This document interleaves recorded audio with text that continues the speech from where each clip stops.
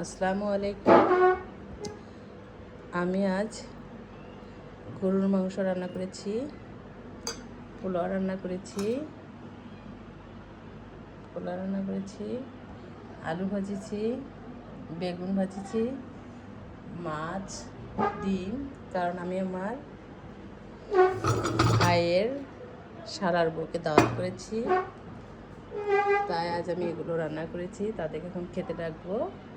পোলাও, ঝরঝরা পোলাও করেছি, দেখেন আপনারা। পোলাও, ডিম, মাছ ভাজি, আলু ভাজি, বেগুন ভাজি, পটল ভাজি আর গরুর মাংস।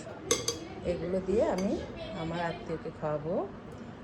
আমার আত্মীয়কে এখন ডাকবো। ডাকার আগে আমি একটু ভিডিও করে দিচ্ছি।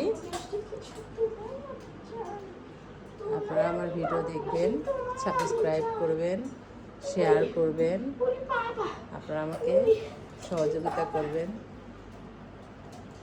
এই আশায় করছি। আল্লাহ হাফেজ।